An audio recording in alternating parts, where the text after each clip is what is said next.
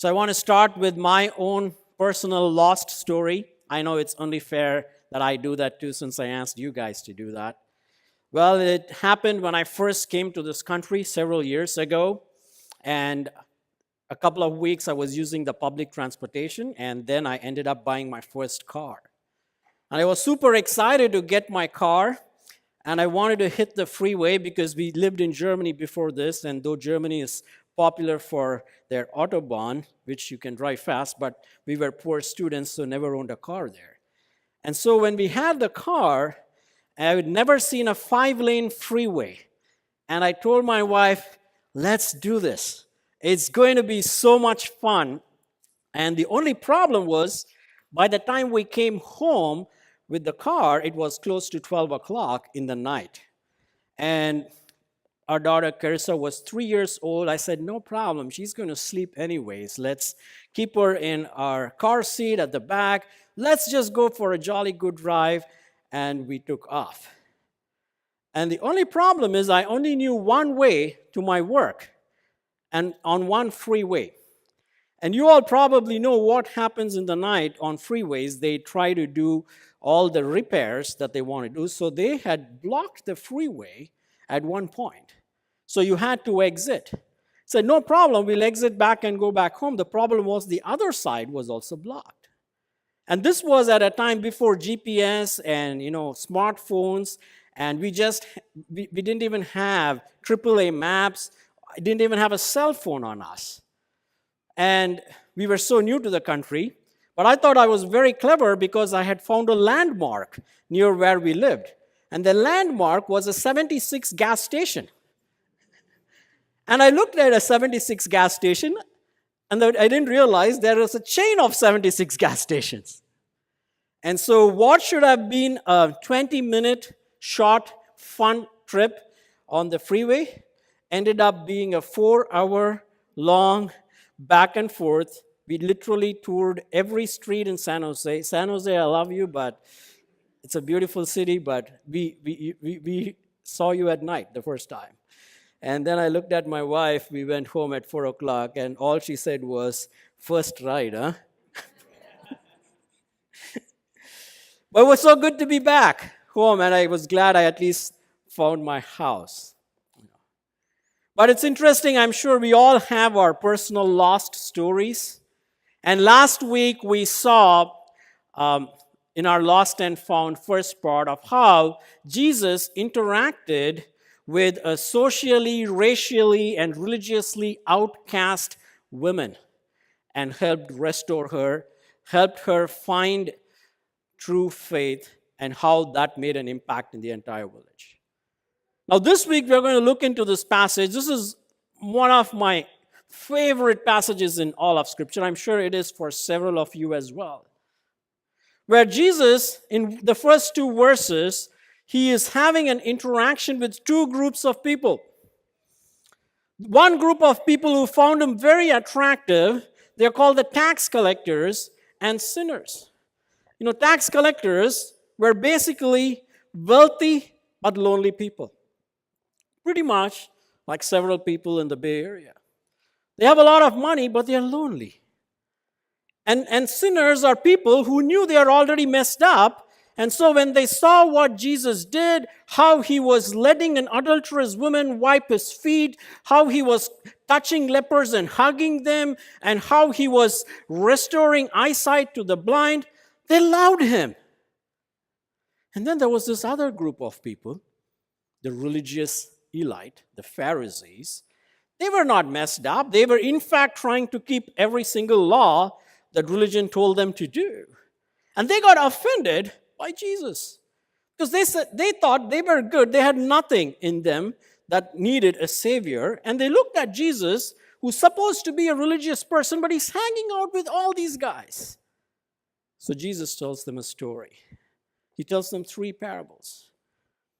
And it's interesting that you actually do come across these kinds of people right here in the Bay Area. In fact, just this last week, I had lunch conversations with a couple of our friends at church, and both of them shared, in one case, one of them shared about how they invited their friend to come to church. And their friend said, oh no, I'm so messed up. I don't think I can come to church just like that. I need to first get my act together and then come to church. Because he felt like he may not belong here. But if we were all cleaned up, we don't need church. We don't need Jesus, right? But that's how he felt. And then I was at another lunch conversation with another friend of ours, and he was introducing me to his colleague who showed up. And he was sharing about how he made it through in the valley, through all the up and down time. And finally, he was asking for the receipts of our dinner. And we were wondering why, because he wanted to pass that on to some of his colleagues who had come for an offshore temporary job, and they could use these receipts to get reimbursed. I don't know if you get this, that's actually fraud. But he was very proud about this because he was thinking he's helping his buddy. And when he realized they had already paid, he said, okay, next time you go to Costco, give me the Costco receipt. I'm like, that's a triple fraud. So you see, he thought and he's like flaunting it. He's basically telling us, see how I'm helping somebody out. So these are two groups of people that are always there. And so Jesus tells them this story. It's actually 3 parables, but have some solid truths. There are 3 lost entities: a lost sheep, a lost coin, and a lost person. In the first 2, it's very clear who's lost. But in the last, we don't know who really is lost. We'll come to that at the end. I know we all think we know, but it's going to be surprising to see what it is. And there are 3 things I want to talk about today for us. First is understanding our lostness that binds us. Understanding our lostness that binds us. All these 3 things that are lost, they have one commonality. It's pretty straightforward. The sheep, the coin, and the person. They are away from the one who owns them. That's what makes them lost. There is a sheep that has run away from the shepherd. There is a coin that has rolled away from its owner. And there is a son who has gone away from his father. In fact, the reason Jesus picks on this is he wants to redefine sin to his listeners. Because the Pharisees are thinking sin is only breaking a bunch of laws. And then the sinners are thinking, man, I can never make it because I'm always breaking a bunch of laws. So Jesus is looking at both these guys and says, okay, guys, let me tell you, do you know what sin is? Sin is running away from God. Sin is running away from God. The essence of sin is that we want to escape from God's presence. In Romans 3, Paul says, no one seeks God. No one. And in Isaiah says in the Old Testament, all we like sheep have gone astray. We have turned everyone to his own way. Why do we want to run away from God? Have you thought about that? We want to run away from God so we can be free. And we can be the God of our own lives. We want to be the God of our own lives. The sheep ran away because it saw this green pasture and it thinks that life in this green pasture is going to be more fun than hanging out with the shepherd. It's again like in the Bay Area. Life in the Bay Area makes people very less religious because they're always thinking that that next job is going to make life better.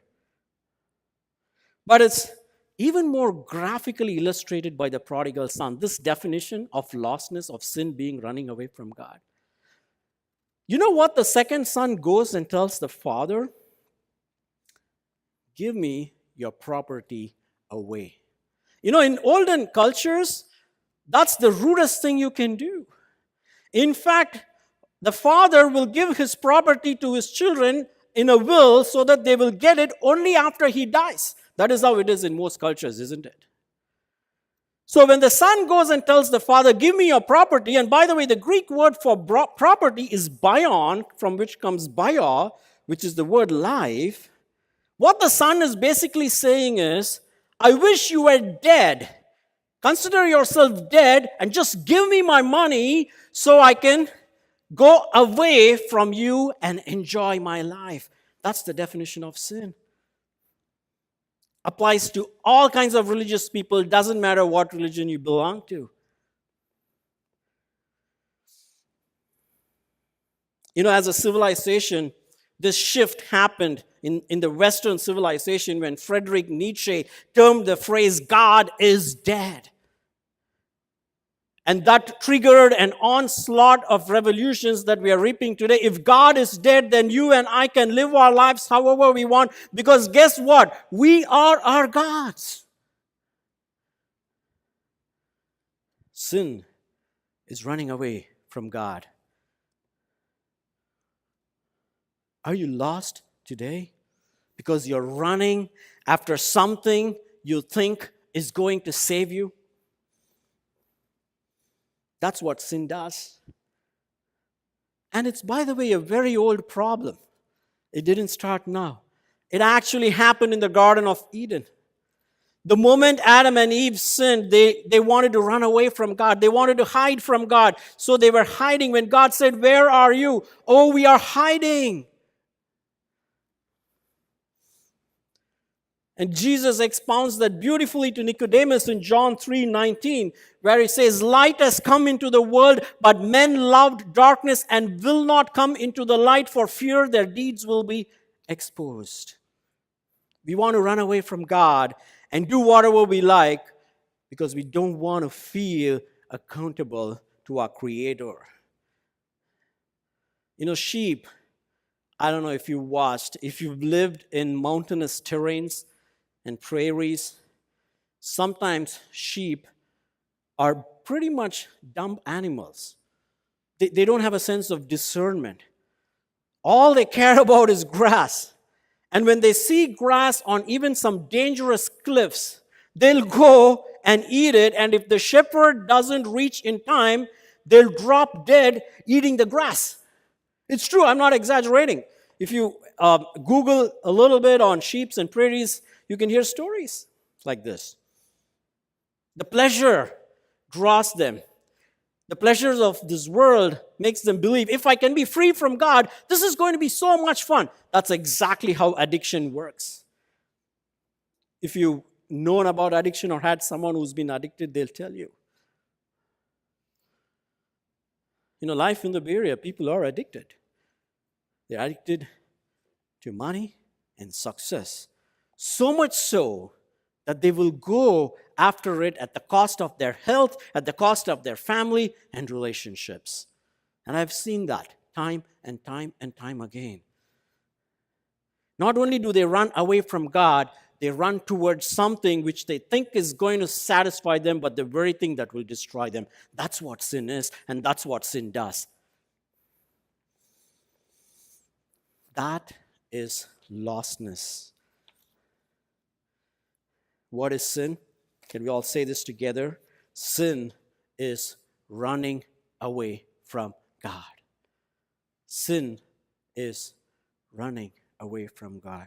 Have you been running away from God in your life? What have you been running after? Has it satisfied you really?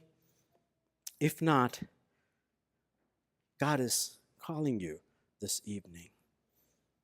Secondly, first is really knowing our lostness, understanding our lostness that binds us. Second thing is discovering God who finds us. Now, who is this God? Jesus is giving them a radically different vision, a perspective of who God is. Now, first of all, Jesus very cleverly picks these stories, and he's offending his hearers just by the type of people he picks in these parables. Because Pharisees, or these religious people, they considered shepherds to come from an unclean profession. They would normally let them even into the synagogues. And secondly, the Pharisees were never happy or impressed with moral character of women, which is why they pray every day. I thank God because I'm not a woman. And thirdly, the Pharisees would find the father's response to his sons utterly shocking and unacceptable, and they would not identify with all three of these characters. So why does Jesus tell it to them? Jesus is shocking the daylights out of them by showing to them how God is so not like them. He wants to show it to them. God does not look at people like the world looks at people and evaluates them. First thing is when someone looks at you, is they look at how you look. Your looks matter. It's not just beauty, but the color of your skin and all of this stuff. And I might have shared this before. I had a very awkward situation during a meet and greet time in a church in Germany that I used to worship. And I had this friend that I was gleefully wanting to shake hands with, to say hello, and you refused to shake hands with me. And then he looked at me and he asked me, "Oh, so you're a refugee?" Because there are a lot of Sri Lankan refugees who live in Europe. And I said, "No." And then by then, my German was reasonably good, so I started speaking to him in German. And then he realized, okay, this guy speaks German. So then he asked me, "Are you a student?" And I said, "Yes." So when I first said when he refused, he literally turned away. And then slowly when I said student, he turned a little bit. And then he asked me, "What are you doing?" I was telling him I'm doing research in this institute, which was very famous. It was a new institute that was opened up. It was one of the best in Europe. Like, "Oh, you're doing a research in that institute." He slowly started turning more.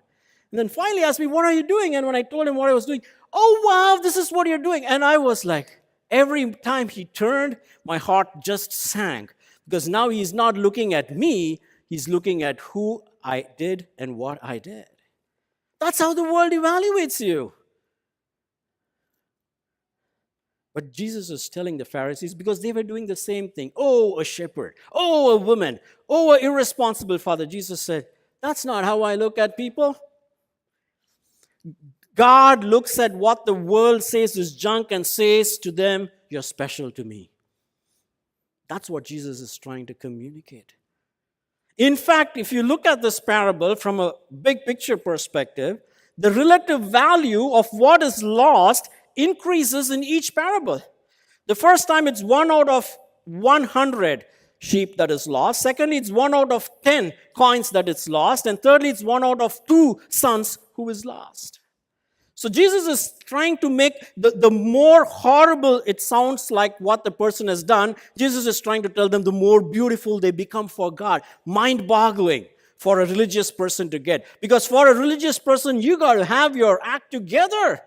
That's when he will respect you, and that's when he thinks God will accept you. And Jesus is flipping this whole thing around and saying, no, God doesn't look like people like you do. In fact, whom you think doesn't cut it is the one who is special to God. Everyone is valuable in God's sight. Isn't that beautiful?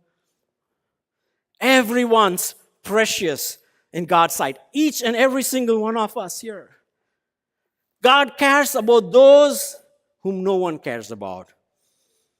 God loves those whom normally the world will hate. Whether you're a sheep, a woman's coin, or a completely messed up person, God cares and loves you. 1 out of 100 sheep, 100 sheep tells you that the shepherd was not a very rich guy, because that's a relatively small herd size. So for a small herd, small-time shepherd, when he loses one, it's precious. And 1 out of 10 coins, they say 10 coins is literally all the wealth the woman had. She probably received that as a dowry. So 10% of her entire wealth going away is precious to her. But when one of your 2 sons becomes even closer to the heart and more precious, and Jesus is saying, the more mess, the more rejected, the forgotten people, those who live in the no man's land, I love them, I care about them, and I want to reach them.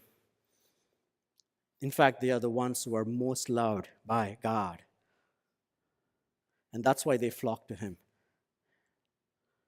And it's not just that we are valuable to God. God does whatever it takes to come get us. That's the beauty of who this God is.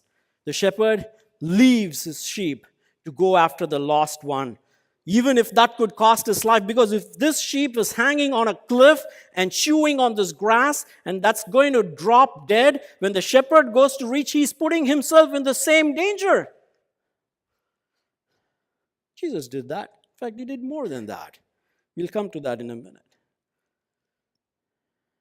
And the woman she has very meager resources. She uses light, she brooms, she does everything that's possible in her capability to find the coin. And the father of the two sons, he literally gives away everything. And when he sees his son, he starts running to him. And I'm sure you would have heard this before. In those cultures, fathers don't run. Because to run, you need to pull up your dress and show your legs. That is so shameful in those cultures. So this father is willing to experience shame for the sake of his son. Jesus did that. He did more than that.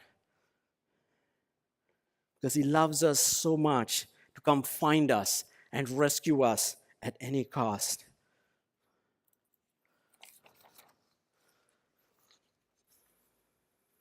Our God is a father who seeks after the lost, the broken, the rejected, the misfits. Our God is a father who sacrifices everything he's got. And most beautifully, our God is a father who rejoices when the lost is found. You know why? It's because he sees you and me and says, you're valuable to me. You're precious to me. You're my beloved. I will give my life for you. Hearing that in a relationship is amazing, isn't it? Who is valuable to you? Who would you go out to get? Are your children valuable to you? Because they are lost too. Are you helping them to find God? Is there anyone in your family who is lost? Are they valuable to you? Do you want to help them find this God who loves so much? Are there any friends that you love that are valuable to you, that you want to help them find this God? And you know what? There is so much joy when someone or something is found.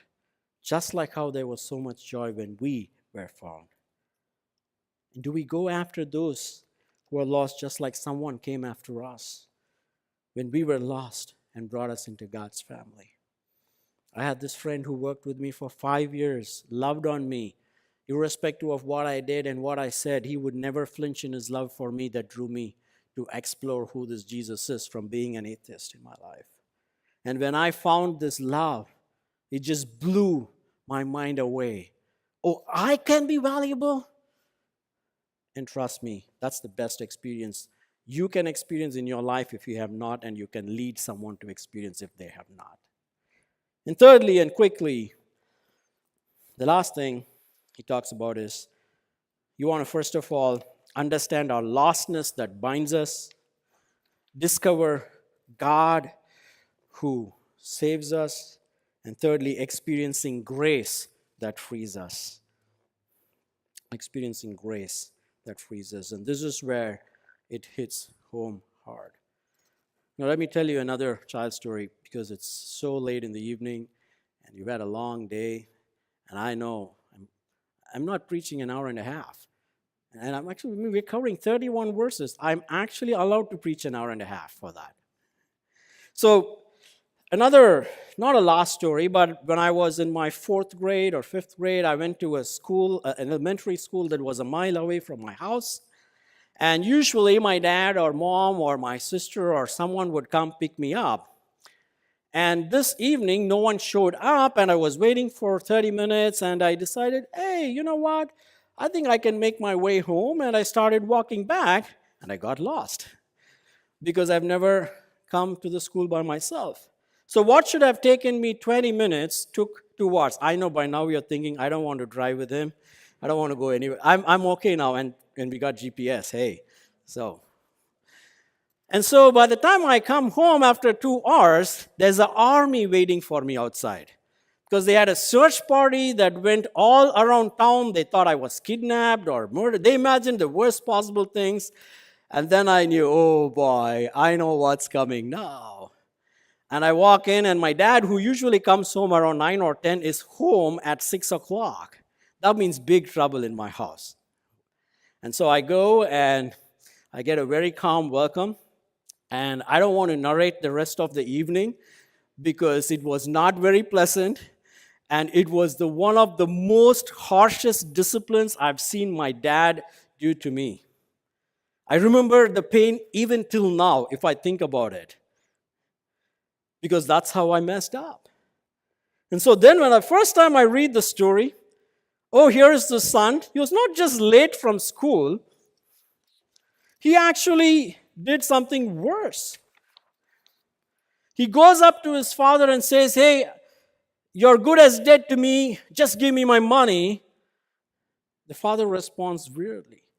You know, in those days, the property, if there are 2 sons, the first son gets 2/3 of the dad's property, and the second son gets 1/3. And so when he tells this dad, I want mine, the dad has to literally consider himself as dead, and he says, I'll give it to you. Now, that's not what you do. If I went to my dad and I had said that, I may not be alive today. And probably it's the same in several of your households. And so when the Pharisees hear this, they are shocked. How can a father just like that give it away? And then when he comes back, he asks God, after he squanders all his wealth and there is a famine that comes, he has nothing more to live on, and then he comes to his dad, and he knows his dad's not going to accept. He's begging him, can I at least be your slave? Now, there were 3 kinds of slaves. You know, the one slave was kind of like a manager of the household. They got a house inside. They lived nicely. There's another slave. They would come in and work. And the third slave had nothing. And so he was asking for the lowest form of being a slave so his dad can accept. And this is where I literally cried. Because the father, when he sees the son, he goes running to him, embracing shame. He doesn't care about what anybody else thinks, because what was precious to him was lost and is found. And he goes and he immediately puts his robe on his son. He doesn't even have time to clean his son up. He comes back without even shoes. That's how messed up he was externally and internally. And the father, without a question, says, I'm going to give my robe to you. The one robe he asks the servants to bring was his own robe. And put my ring on him because he is now the king's son. That just blew my mind away. That's grace. Imagine what would have been his response, what would have been his face. He is coming expecting his father will at least keep him as a slave, and his father says, you're with me, you're covered. That's grace. Have you had that moment in your life? And that is something only you can find in Jesus. Because every other religion tells you, I want you to do a bunch of these things. I want you to clean up your act. And then you come to me. Maybe I may like you. But Jesus says, no. You can never be as good as you need to be and ought to be. All you need is to come and let me embrace you. Look at the older brother for a minute, will you? He's mad. Rightly so. He says, how come you're throwing a party for him? I've been with you all along. Cutting a sheep was a big deal. Literally, they would feed an entire village, and they do it for very rare occasions. But the father is kind to him too. He tells him, all I have is yours. Because technically, all the father has is now only 2/3. And technically, if the father is dead, the 2/3 anyways belongs to the first son. So he pleads with the first son, hey, all I have is yours. Why do you worry? What would an ideal elder brother have done in a family? Have you thought about it? If you were an elder brother and your younger brother was messed up, I didn't have an elder brother, but I had an elder sister. She was always suspicious that I was going to mess up. And for a couple of years, we went to the same university. So right after my last hour of class, she would show up so that I don't sneak out and go and do some mischief. That's what brothers and siblings do. So if this elder brother really loved his younger brother, he would have gone searching for his younger brother, hunted for him, and stopped him in his bad behavior and brought him back home, isn't it? There's no love. He's actually mad. Shouldn't he have been more happy that his brother came? Because guess what? Both the younger brother and the older brother are looking at their father and saying, I don't care about you, I just want what you have. They're both the same.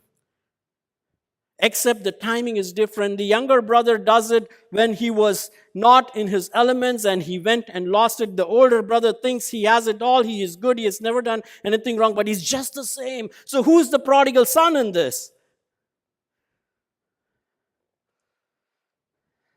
It is so interesting how Jesus ends the parable, because the younger brother who left home has come back in, but the older brother who has always been in the house has stepped out and doesn't want to come inside the house.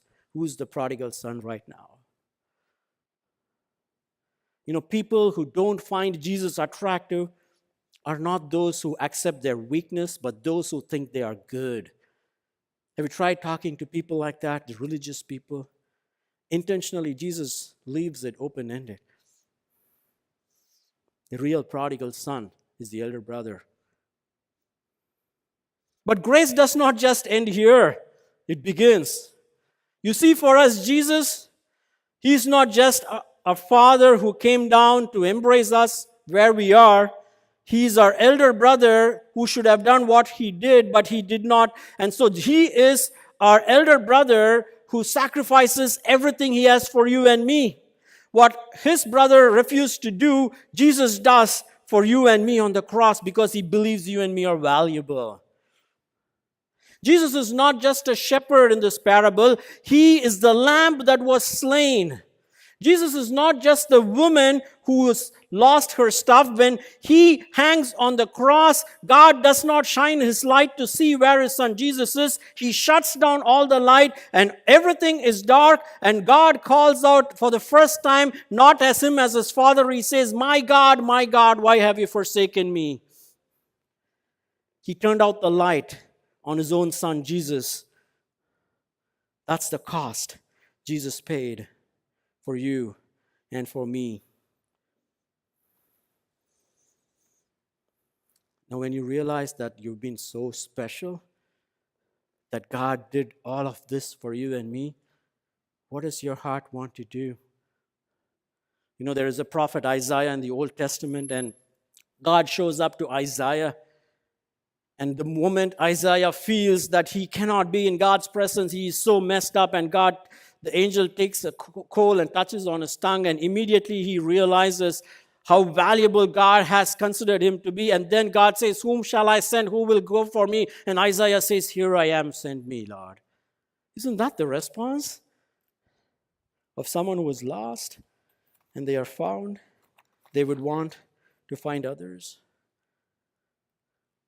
Once we know how valuable we are and how we have been rescued from our lostness, isn't it just natural we want to do the same? Found people seek lost people. Found people seek lost people. You know, there is a book that was written a long time ago by an Indian evangelist called Prakash Yesudia, and he was one of my favorite guys. He worked with Ravi in RZIM. He passed away a couple of years ago. It's called Fishers of Men. And he has a beautiful preface to this. It talks about, it's a funny satirical illustration. It talks about a conference for fishermen. It was published in the Discipleship Journal.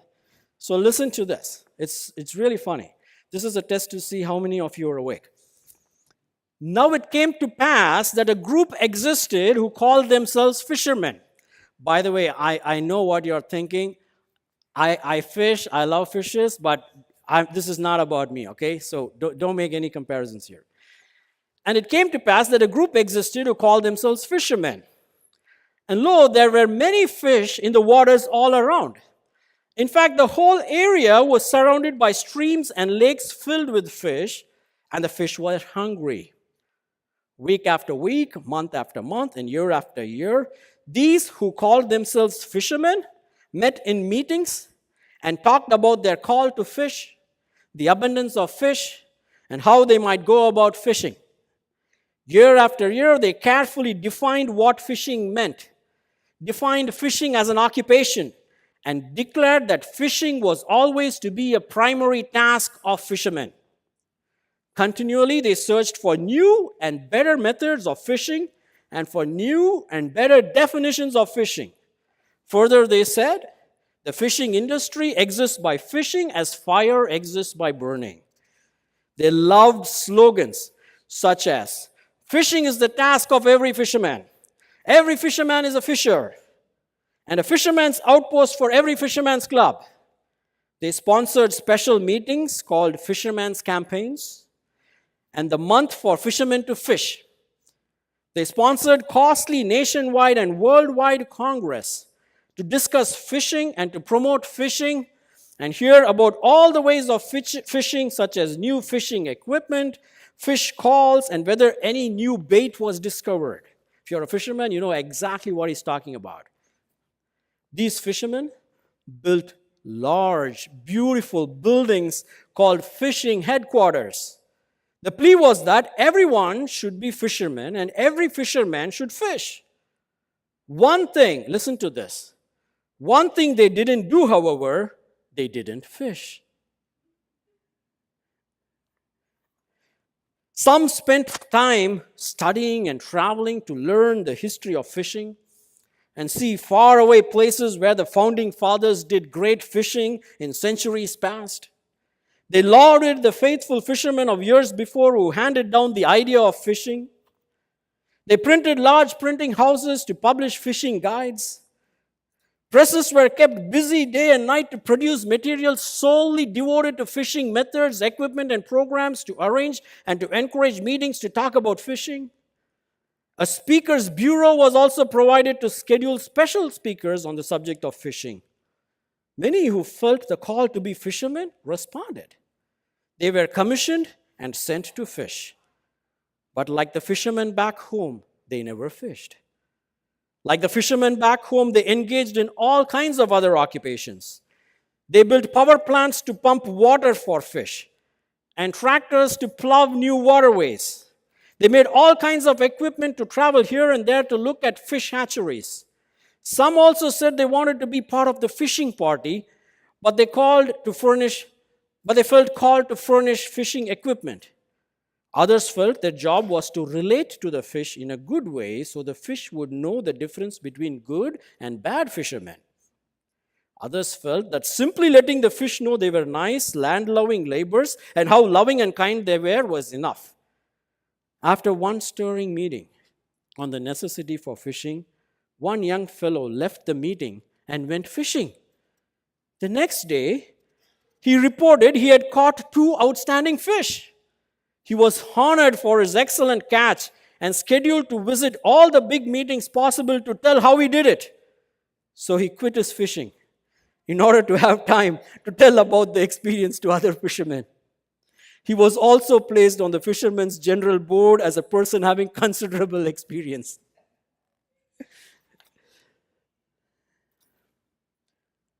They wondered about who felt it was of little use to attend the weekly meetings. After all, were they not following the Master who said, "Follow me and I will make you fishers of men"? Imagine how hurt some were when one day a person suggested that those who didn't catch fish were really not fishermen, no matter how much they claimed to be. My wife can tell you about that. Yet it did sound correct. Is a person a fisherman if year after year he never catches a fish? Is one following if he isn't fishing? Isn't it beautiful? And some of you might think, well, what are we? Are we trying to fish people out? But in olden days, when they spoke about fishing, The seas were dangerous places, dark places, terrible places. So the analogy was used of taking people who are in terrible situations and bringing them to a safe place, to land where there is life and there is beauty. Because people are lost and they need to be found. And that's what Jesus wants you and me to be. He shows us how special we are, and he shows us what he did to get to us. And if we have been found by Jesus, may we have the same heart to those who we care about, who we love and we value, so they may experience this. Because when that happens, there is great joy not only in that person's heart, not only in that person who helped them find, but also in heaven. Isn't that worthy of celebrating? Let's pray.